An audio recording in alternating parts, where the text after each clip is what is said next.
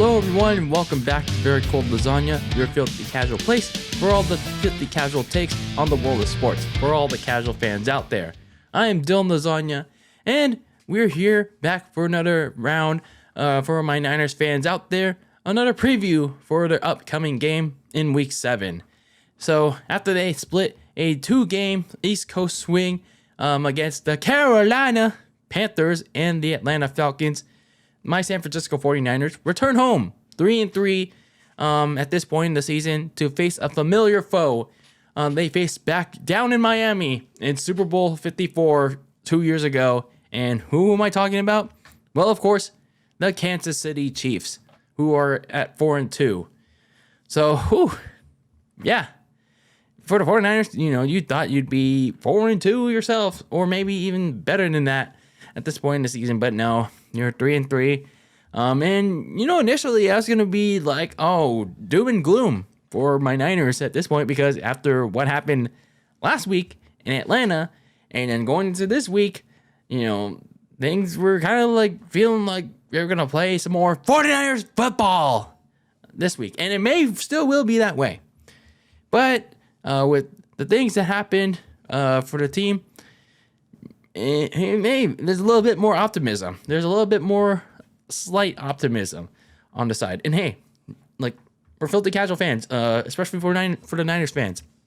You can feel positivity, hope in this team. And hell, I want to feel that too sometimes, but you got to keep it real. You can have optimistic realism, like realistic optimism, as I like to put it. So anyway, let's talk about this matchup between my San Francisco 49ers hosting the Kansas City Chiefs in a Super Bowl 54 rematch in Week 7. So last week in Week 6 for the Kansas City Chiefs, they were in a rematch of their own, in the rematch of that crazy great AFC divisional playoff matchup back in January against Josh Allen and the Buffalo Bills. While this one was more tightly contested than the one back in January, the Bills got their vengeance on the Chiefs, at least in the regular season, when Josh Allen connected with Dawson Knox with 1 minute left to go for the go-ahead touchdown, and Von Miller forced an interception out of Patrick Mahomes, which landed in the arms of corner Teron Johnson as the Bills beat the Chiefs 24-20. So the Chiefs gunning for some payback, some bounce back victory of sorts. Meanwhile, for the 49ers, they are coming off a dominating victory over the Carolina Panthers in the first half of their East Coast trip, as they went into Atlanta to take on Marcus Mariota and the Atlanta Falcons. But sadly, the injury-riddled 49ers came up with a big letdown, losing to the Falcons 28-14 in a return to form of 49ers football. Yes, they were down starters like Nick Bosa, Javon Kinlaw, Eric Armstead, Jimmy Ward, Emmanuel Mosley, who is gone for the season due to various injuries. But most of those were defensive starters. On the offense, they got absolutely nothing going. The receivers ate too much Butterfinger that they were dropping balls. The offensive line did the running game no favor. So what happened? It forced Jimmy G to get the ball out, throw a bunch of check down screens, and, well, at least he wasn't the total reason why they lost, but still, when you force the game into Jimmy G's hands, yeah, bad things typically happen. So they lose that game. You still got to give credit to Arthur Smith and the Falcons offense for putting together a better game plan than the 49ers. So the Niners sit at 3-3. So yeah, here we are in this Super Bowl rematch of sorts against the Chiefs. Obviously, we know how great Patrick Mahomes, Travis Kelce are, but there are still questions remaining about the rest of that offense with McCole Hardman, Marcus Valdes-Scantling, Juju Smith-Schuster. They're not really that consistent in that offense because they don't have that speed guy that Tyreek Hill was. So it's pretty much the Mahomes and Kelce show, and then every so now and then you'll get a mix of the receiving core. So meanwhile, for the 49ers, obviously, well, you know how it is when you have Jimmy G as your quarterback. So looking at the injury report for this week for the Chiefs, obviously relatively healthy. And you get a couple of your guys back, like rookie corner Trent McDuffie. His practice window is open, and they may be activating him for this week after he was put on injury reserve for a little while. Then they're also getting linebacker Willie Gay back after his 4-game suspension due to violating the personal conduct policy. So whether or not he plays, it seems like he will. So we'll see what happens there. Meanwhile, left guard Joe Thuney, he's dealing with an ankle injury from the Bills game, but he got some limited reps in on Thursday and Friday, so it looks like one of the key linemen for Patrick Mahomes is going to suit up. The only confirmed out is corner Rashawn Fenton with a hamstring injury. Meanwhile, for the 49ers, as you know, as I talked about on my previews and on my recaps in the last couple of weeks, injury mania is continuing to spread in the land of Santa Clara. Heaven knows why. I don't know why Kyle Shanahan doesn't get a better, more qualified training staff and strength and conditioning staff. But hey, it looks like, at least for this game, they're getting some of their key players back on Sunday. And that includes left tackle Trent Williams. He's back at practices. Nick Bosa, he missed the Atlanta game with a groin injury. Safety Jimmy Ward, although be it with a cast on his hand. And all of them removed from the injury report on Friday. So good news for them, but hopefully they stay healthy for this game against the Chiefs. Right tackle Mike McGlinchey got in a couple of practices as well after missing the initial one on Wednesday as he dealt with the calf contusion, but he's off the injury report. Samson Ebukam and Drake Jackson. Ebukam dealing with the Achilles soreness, and Drake Jackson with a knee injury. They were limited participants this week, but they should be good to go.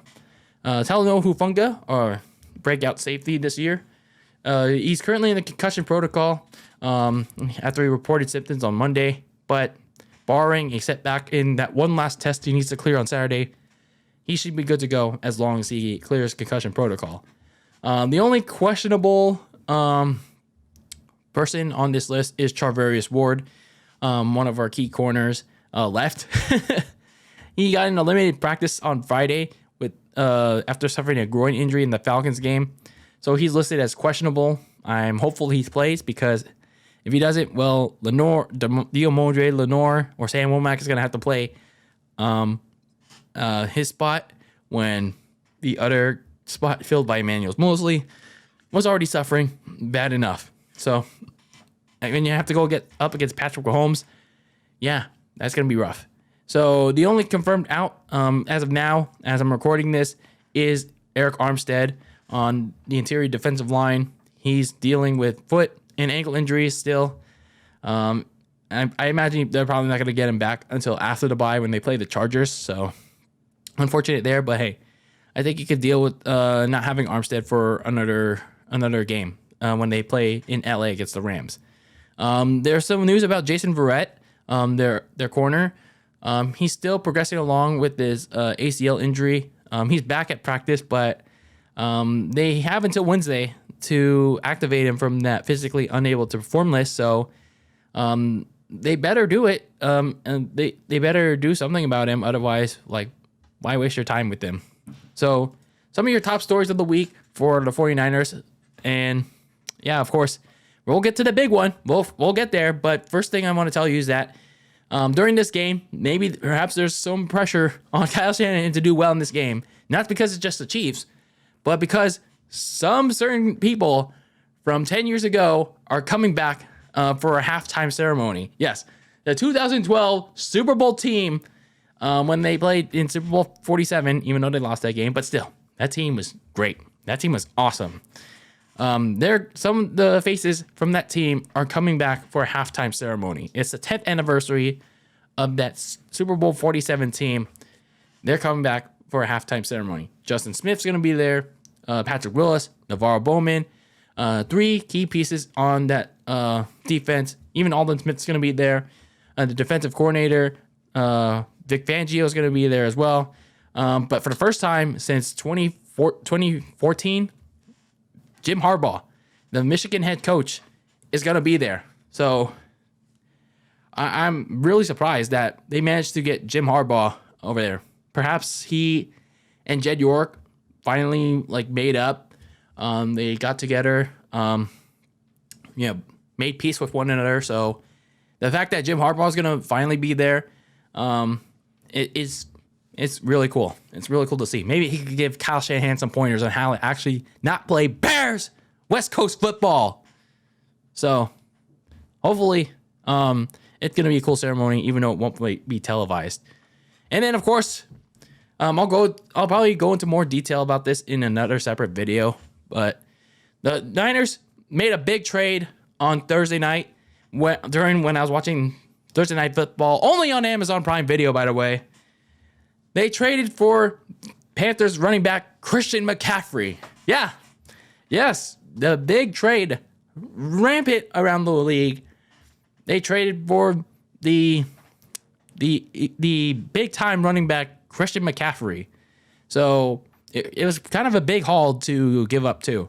So what they gave up was not a first round pick, because obviously we don't have one, but all they had to give up was a 2023 second, third, and fourth round pick for next year's draft, as well as a 2024 fifth round pick. It's kind of a lot, to be honest with you. It really is. So they better hope next year, whatever they do in the draft, they better use it wisely. Because otherwise they're just pretty much punting on the draft. Speaking of McCaffrey, though, they better hope that this pays off, because don't get me wrong, I like Christian McCaffrey. I think when he's healthy, he's a really good player. Not only is he a good running back, but as a pass catching running back, he is a beast. He is a beast. The problem is, can he stay healthy? Can he stay healthy for most of the season? So that's his biggest problem the last couple of years, being injury prone, and now he's going on an injury mania team. That's been injury mania for the last couple of years. So they better hope this pays off. Going back to this game, some players to watch for the Chiefs. I'm not even going to mention Patrick Mahomes and Travis Kelce, because that's very obvious. Corner Trent McDuffie, you got to see, I imagine he returns to the starting lineup to replace the corner Rashawn Fenton, who is out. But you got to see how he performs, how he shakes off the rust after being out for a little while. And then the receiving core, not named Travis Kelce, like Juju Smith-Schuster, Marcus Valdez-Scantling, McCall Hardman, because, like I said, they honestly haven't been that elusive. They were just fortunate enough that Mahomes is a really elite quarterback, and they're getting some good catches in the deep game. And Travis Kelce, he's just a beast. And then defensive end Chris Jones. Yeah, the pass rush hasn't exactly been great against better teams. So with the 49ers offensive line, I mean, it's not exactly great either, but Jimmy G tends to get that ball out really quick under pressure some way reason. So that offensive line just better protect Jimmy G from Chris Jones. And of course for the 49ers, it's for the last month or so, it's Jimmy G. So Jimmy G has got to have a mistake-free game. Don't do anything stupid like you did in the Super Bowl, please. Don't overthrow anybody, for God's sakes. Just don't. Linebacker Fred Warner. I would like them to have a bounce-back game in this one, because he was just really off in the Atlanta game. Missing tackles, misreading the offense, the Atlanta offense. So hopefully he has a get-right game here against the Chiefs. And then Christian McCaffrey. How they integrate him in this offense is important. I would personally like them to not rush him in. The plan, from what I'm reading online, is that they're gonna use him in red zone packages, which is fine. As he continues to understand the offense. But as long as Kyle Shanahan, eases him in, then fine. Do whatever with them. Now, the keys to victory for both of these teams going into this important Week 7 matchup. For the Chiefs first, I think it's pretty simple.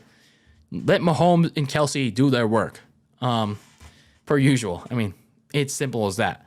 And then if you really want to run away with this against the 49ers and they're slightly banged up, their deep secondary, you got to spread the ball around. Keep the attention away from Travis Kelce because Fred Warner, Hufanga, and Jimmy Ward's going to have the attention, and maybe the other corners are going to have their attention all around Kelce.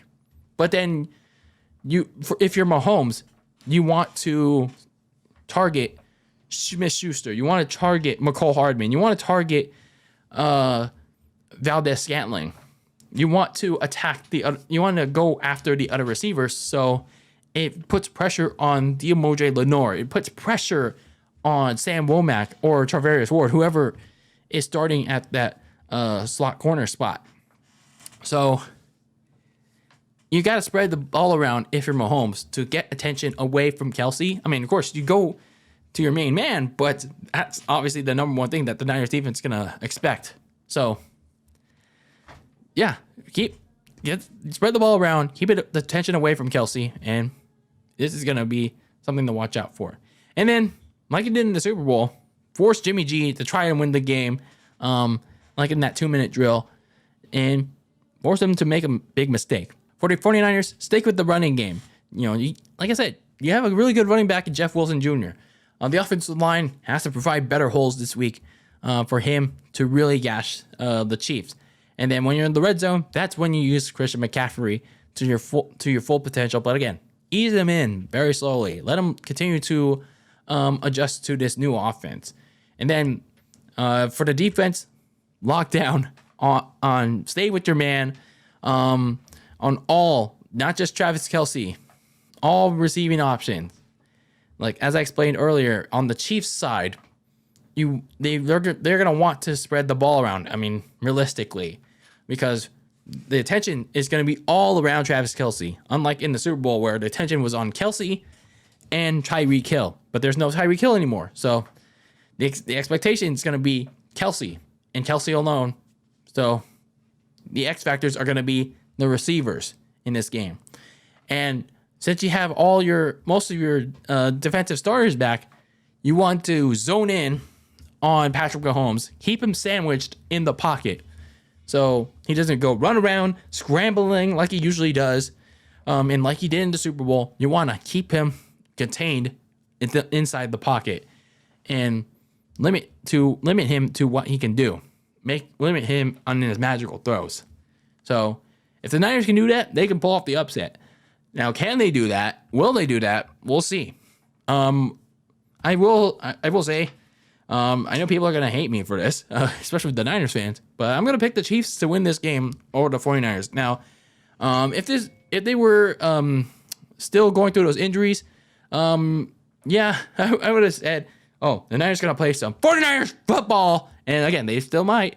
And the Chiefs are going to run them out of their own building.